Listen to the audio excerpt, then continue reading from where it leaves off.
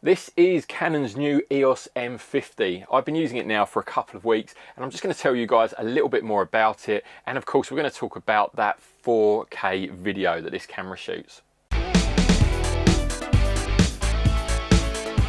So the Canon EOS M50, it's an entry-level kind of consumer compact system camera from Canon, and it sits just above the EOS M100 and below the kind of Canon EOS M5.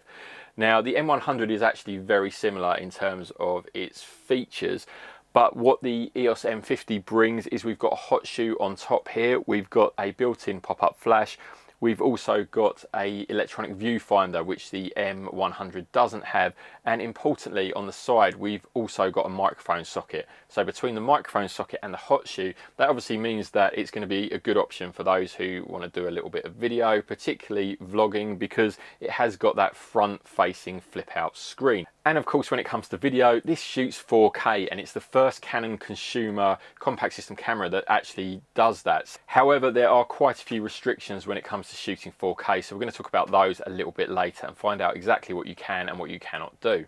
At the core of this camera is the same 24.1 million pixel APS-C CMOS sensor that we found in a whole range of other Canon cameras. Obviously the M100, we've got the M50 now, the M5, the M6, the EOS 200D, the EOS 80D. So we already know what to expect in terms of the image quality from the EOS M50, and again we'll look at that in a little bit more detail later. What the key thing about the 24.1 million pixel sensor is that it's got dual pixel AF. Now anybody who's been keeping up to date will already know about dual pixel AF. Basically it's Canon's form of on-sensor phase detection. What that means is that the camera's using phase detection autofocus on the sensor rather than contrast detection. Now with contrast, the camera looks for the highest point of contrast in a particular area, and when it finds that point of contrast it knows that it's in focus, but to know which area is the highest it of course has to go beyond that point, and that's why with contrast detection cameras you get that little wobble as it's shifting back and forth to find that focus point. Now with phase detection you don't get that. It just hits that point of focus and it stops and stays there. So dual pixel AF, great when you're taking still images, it's a very fast form of focusing, but where it really comes into its own is when you're shooting video, because you don't get that bounce. You can combine it with using the touch screen, so you can touch an area on the back of the screen, and as you shift from point A to point B, the camera just refocuses to that point, and you don't get that refocus bounce back and forth, as I've said, like you do with contrast detection AF. So it's a really good option for videographers, and it's great that we've got this again in the EOS M50. Before we get into the nitty gritty, let's just have a quick run through of the camera body itself. So it's quite straightforward. We've got a plastic body, believe it or not, as you can probably tell from the white finish. I don't actually mind this white finish. I quite like it. You do stand out like a sore thumb when you're using it, but I think it looks kind of neat. Obviously it's also available in black if you prefer a more traditional finish. So basically everything that you see in white on here is a kind of hardened plastic, and everything that is grey is actually a kind of texturized plastic and slightly rubbery kind of texture to it. The hand grip on the front is very nice actually. It's nice and quite deep given the size of the camera, and you can just about wrap your pinky finger along the bottom there. It's just about catches. We've got the shutter button there, the ring around it that you can control obviously the exposure settings. Then we've got the program dial for what mode you're in, on and off switch. There is a sort of function button there. We've got start, stop, record for video just on top here, and then of course you've got this electronic viewfinder hot shoe on top, as well as a very little dinky pop-up flash there. So on the side we've got a microphone socket, again one of the key features of this camera that kind of sets it apart from the EOS M100, and that just has a little catch there. This feels fairly secure. Obviously sometimes these fall off, but that's self-retaining. Doesn't look like it's going to easily come off the side there, that little door. There's an NFC spot because you can use Wi-Fi and Bluetooth, and to connect it to your phone, pair them really quickly, NFC on the side there. So one of the coolest things about the Canon EOS M50 is its Wi-Fi and Bluetooth connectivity. This is the same as found on other Canon cameras, and it's got some really cool features such as this. So currently the EOS M50 is actually turned off, but occasionally it will still ping out a Bluetooth signal. Now that means that if I turn on the Canon Connect app, I've actually connected to the EOS M50. If I hit images on camera, I can see the images that I've got actually on the M50's memory card, and then I can transfer those directly to my smartphone. Now moving on to the other side, we have micro USB and HDMI, as well as the Wi-Fi connection button there. That just turns the Wi-Fi on and off really quickly. Now, one thing to be noted here, this micro SD socket does not charge the camera, as I found out. I don't know why Canon haven't done this. To me, it's kind of ridiculous in this day and age that we've got a device like this that doesn't charge via micro USB. And I know that standalone battery chargers are far faster, but when you jump in a car and you're going from point A to point B, you're driving for half an hour, it's nice just to be able to plug in the camera and charge it whilst you're moving. It's just useful. So come on, Canon, sort this out somehow. You must be able to change the circuit somehow to be able to do this. But this does mean you do get a proper battery charger in the box. You do get a nice, reliable, quick charge from that charger, and I know most photographers are going to prefer that. The battery life itself is okay. You can go out for kind of a day shooting and you should be fine. A few photos, a bit of video, but it's not a huge capacity battery. So I would recommend, if you're a serious photographer, for want of a better word, probably purchase a second battery, because you're not going to be able to power it up via micro USB. So onto the back then. Pretty straightforward, very standard. Again, the electronic viewfinder sits just up here. We have a function button and a display button on this corner here. Information button for obviously what you're going to be seeing on the screen. Then you have the usual assortment of dials and quick menu access and the sort of directional controls to be able to navigate the menu and all of those kind of features. Now, as I said, we've got a flip out screen here, so it actually rotates forward and you can fold it back on itself like that as well. This means when it's not in use, obviously you've got some protection for the screen when you're carrying it in your bag or you've got it over your shoulder, something like that. When we turn the camera on, it's just the standard Canon menu. We've seen this so many times before. It's very easy to use. The screen is bright and clear. The fonts used for the menus are all nice and clear. You can read it very easily, and it's touchscreen. Now this is important because there's not a lot of direct access to many of the controls that you may want to change, so you will be using the touchscreen menu for quite a bit. I found it is the quickest way to change some of the settings. So this menu system will feel very familiar to a lot of people. Press the quick menu button just up there and you can change the white balance, the ISO sensitivity, RAW or JPEG settings, the autofocus, basically everything you'd want to quickly change you can do via that quick menu. And the best thing is the screen is very responsive. It feels like a smartphone screen. There's no lag when you press anything. You don't have to touch very hard. So for instance, if I want to change the exposure compensation, I just press here at the bottom and then I can move back and forth and find the exact position that I want. Very easy to do, not a problem whatsoever. Hit back and I go back to the main shooting menu, and as we said, I can adjust the AF point and select it just by touching the screen.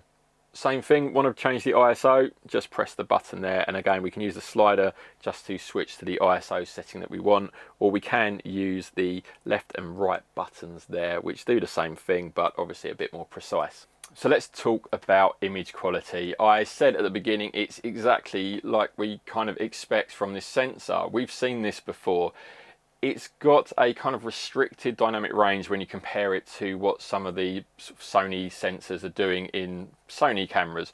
And Canon never actually score very highly in dynamic range tests. You can check that out on DxO. You find that the highlights tend to blow out just a tiny bit before, but where it's most noticeable is in those shadow details. There's not a lot of flexibility there. The second you start to push those shadows, even at sort of the lowest ISO sensitivities, it does introduce noise. So you have to be quite careful with your exposure if you've got a high contrast, challenging scene. You can nudge, you know, maybe 1 EV in the shadow areas when you're at the low sensitivity settings and just pull back a little bit of detail. Push it much more than that and you're going to be getting noise in those shadows. In terms of colour, it's the Canon colours that we've come to expect. The landscape mode in particular, those vivid blue skies and those really rich greens, you can get some really nice landscapes straight out of the camera. It's quickly worth mentioning the lens here. So this is a 15 to 45mm lens. That's very, very roughly the equivalent to a 24 to 70 on a full frame sensor. But this kit lens is only f3.5 to f6.3. So the second you start using it at that 70mm end, you know, 6.3 is quite a small aperture. Now it is a collapsible lens, so as you can see there, this is what the lens looks like when it's collapsed, and there's just a notch there on the side. If you push that and twist the lens barrel, it pops out and you add about a third to the length of the lens. It's kind of funny actually, because in real terms it's not actually making that much difference. You're just, you know, like I say, maybe a third you're saving, but it doesn't seem like a huge saving to have a collapsible lens, to be perfectly honest. I could understand it if it kind of half the size or something like that, but yeah, just a little bit of an odd one. Don't know why they did that. But anyway, the lens performance itself, like I say, it's perfectly acceptable. It is what it is. It's a consumer kit zoom lens on a consumer camera. Okay, let's talk about video. I'm currently shooting this on the Canon EOS M50. The camera is probably around 2 meters, maybe, almost from my face. So my arm, let's just say it's about 1 meter, then we've got a little bit more than that, probably just under 2 meters away. Now we're recording in full HD, and it can record full HD at 24, 25, 30, 50 or 60 frames a second, depending on whether you're in PAL or NTSC mode. And what's really cool is I can control the start and stop recording via Canon's app. It's really straightforward to do, it works really well, it connects really quickly. The screen I'm looking at on my phone here is really quick and responsive. I've even got audio meters here. Now I'm recording this with the internal microphone, so hopefully you'll be able to hear this okay. Gives you an idea of what the camera will be like for vlogging if you don't want to attach an external microphone. Anyway, the big deal about the EOS M50 is, of course, that it shoots 4K internally. However, it does that with a 1.7 times crop. So at the moment we're recording this at 15mm, so that's a little bit less than 24mm if we're talking full frame cameras. Now this gives you an idea of what the crop's like when you're normally using it. If I come to arm's length, if you were hand holding and vlogging, this is about what your field of view would be of your face at its widest angle. Okay, now let's switch to 4K and just see what the difference is with this crop.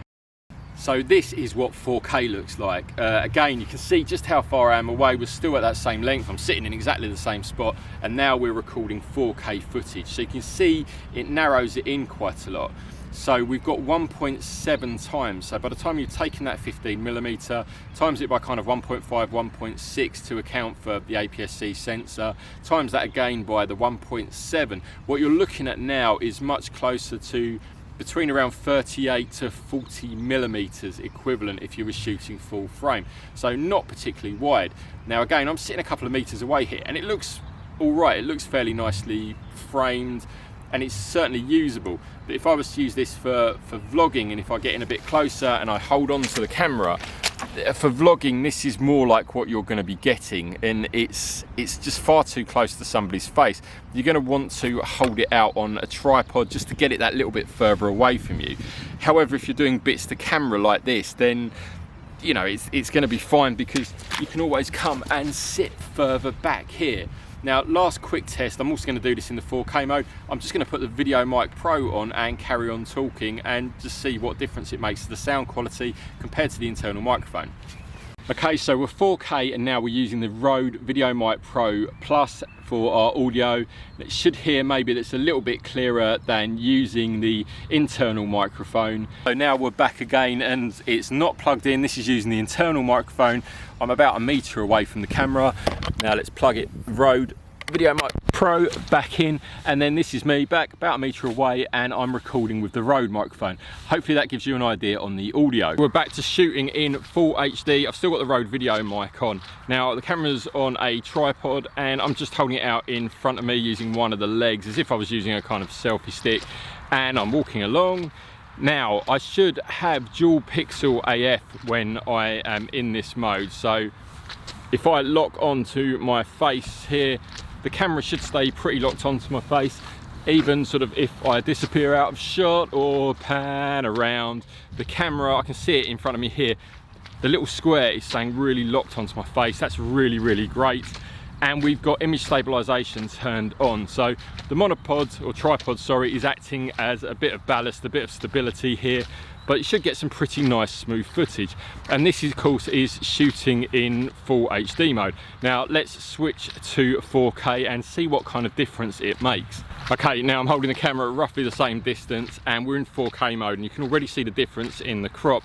Stabilization is still turned on. I've just got the standard stabilization. I haven't opted for the electronic stabilization. Now focusing should still be on my face. I can see it's locked in on the little square there, but what we haven't got now is dual pixel AF. It's just using sort of standard contrast detection AF. So as I move around, I can see the box is still tracking my face. Now I'm filming this at f8, so it's a fairly wide kind of aperture, so a lot of the image is going to be in focus anyway, but to be honest, it's doing quite a good job there. It's not going to suddenly jump in and out quite as quickly, and obviously that kind of A to B touching the screen to get its focus, it's going to be slower now. You're going to be relying on the contrast detection AF to be able to do that. So we're back to shooting full HD now. The camera's doing its auto exposure thing. I've got it pretty much set on automatic video mode, and we've got the dual pixel AF that's working. Now what we've got to talk about is the 4K. Obviously it is a big deal having 4K in this camera, albeit with the compromise that you're going to have to get a very wide lens if you want these kind of wide angle shots, and Canon are kind of fairly limited in their lens range. And if you're going to be spending that extra money on a lens because of that crop, there's other cameras that you can buy that will shoot 4K that won't have that crop. So it's kind of a weird one from Canon to put 4K in the camera and then sort of cripple it a little bit with this. Now we've had an explanation that it's to do with the processing, it's to do with the heating and all of that, and it may be that they simply can't get 4K to run very well currently of this 24.1 million pixel sensor. I mean, that's got to be the situation, or they surely would have done it by now, right? They found a way of doing it with this, but it is obviously slightly, as we know, it's impaired because of its flaws. So here's my thoughts. A lot of people are making a big deal about the fact that the 4K is so heavily cropped. Now there's a few things here. I don't think Canon were ever going to bring 4K into a consumer camera like this without some kind of compromise. Why would they? It would damage sales of cameras higher up in the range. You've got to assume that we're going to have an 80D replacement, a 7D replacement even, something like that, which is going to have 4K without the compromises of this camera. You remember, this is entry-level consumer camera. One of the cameras I enjoyed using most actually has been the EOS 200D, particularly for its video. Very basic DSLR, excellent full HD video with that dual pixel AF, and a lot of YouTubers are actually using that now. Tom Heaton, for example, has picked one up so that he can use that camera for creating his vlog. I think the point is that for most people, full HD is absolutely fine still, and probably will be for a year or two. I think if you're asking yourself whether you actually need 4K and you're not quite sure, chances are you probably don't need it yet. There's going to come a point where we're viewing everything on 4K screens, and that's probably a year or two away. So if you're going to be purchasing a camera that's going to last you for 3, 4, 5 years, and you're going to be shooting a lot of video, then this is probably going to restrict your room for growth. However, if you're just shooting full HD, fantastic little camera, kind of on a par with the EOS 200D and even the M5, M6. For stills photograph, we've got up to 10 frames a second shooting, 7 frames a second shooting with the dual pixel AF. Really good little camera, produces very solid images, although as we've said, the dynamic range isn't fantastic from it. So that's my review of the Canon EOS M50. Solid entry-level CSC that's going to appeal to a lot of people perhaps who want a smaller camera than the EOS 200D. They're very much kind of on the same level. 4K is a nice addition, but you do have to think of it as just an addition to the camera. Remember, this isn't a serious videographer's tool, but for casual use, being able to shoot a little bit of 4K footage is absolutely fantastic. But come on Canon, we need to see full frame readout with dual pixel AF when we start to introduce this to some of the DSLR range. So if you enjoyed this video, make sure you hit the subscribe button and the little notification bell so you can keep up to date with all the latest photo gear news and reviews.